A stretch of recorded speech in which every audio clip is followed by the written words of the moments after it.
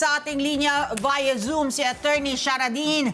Ang nickname niya ay Din Bandon. Siya po ay tax lawyer. Eksperto po sa pagbubuwis, sa usaping pagbubuwis.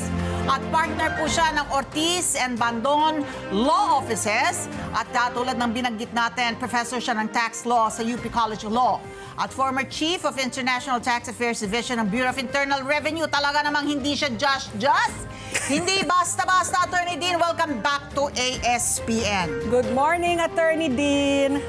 Good morning, Miss Ali and Miss Papi at sa lahat po ng nanonood ng ating programa ngayong umaga. At sa manonood mamaya sa YouTube, good morning. Okay.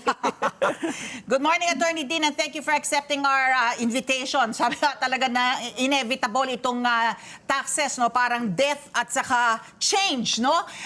Tayo'y binubuwisan pag tayo ay kumikita, binubuwisan kapag tayo bumibili, nagbebenta.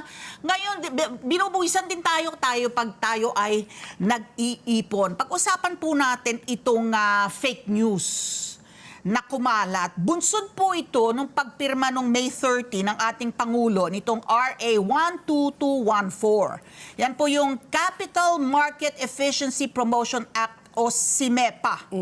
So, medyo komplikado yung batas. Mamaya siguro, kung meron tayong panahon, pag-usapan natin yung medyo complicated na provisions nitong batas na to. Going over my head, dahil hindi po ako magaling sa taxation, na supposed to be maganda yung layunin kasi it will attract investors sa Pilipinas at mapapalakas yung trading sa stock market na sa atin parang okay, ano naman ang kinalaman sa atin? Pero, mas concerned yung mga tao dun sa kumalat na fake news na, bagong buwis ito.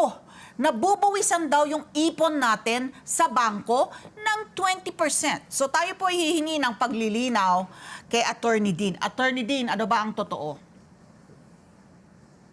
Good morning again, no? So, kumalat nga tong balita na itatax na yung ipon o yung savings na by 20%, no, ng gobyerno. Ang unang-una siguro dapat linawin, hindi yung savings per se ang tinatax. It's the interest income on the savings. Kasi yung savings natin, pag nilagay natin sa bangko, kumikita siya ng interest. Diba? May interest. Na napakaliit na interest. Tama. Minsan 50 pesos, minsan 11 pesos. Depende sa amount of savings. Ngayon, yung interest na yan, hindi yung savings hindi yung kung 1,000 pesos yung savings mo, hindi yun ang tinatax. Yung kita. Kung kumita ka ng 100 pesos sa savings, yun ang tinatax ng government. So, pangalawang paglilinaw, ito bang 20% na tax na to ay bago?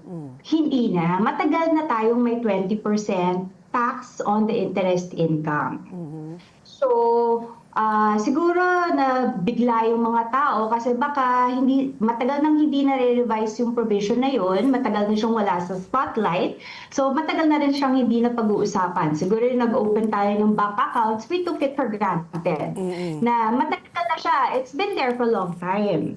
So yun ang pangalawang paglilinaw, no? Matagal na yung batas, hindi to bago. Ang nagbago, may inintroduce ang CIMEPA na change. Kasi noon, yung mga long-term deposits, diba, yung mga time deposits natin, kapag more 5 years or more ang maturity, exempt sa tax.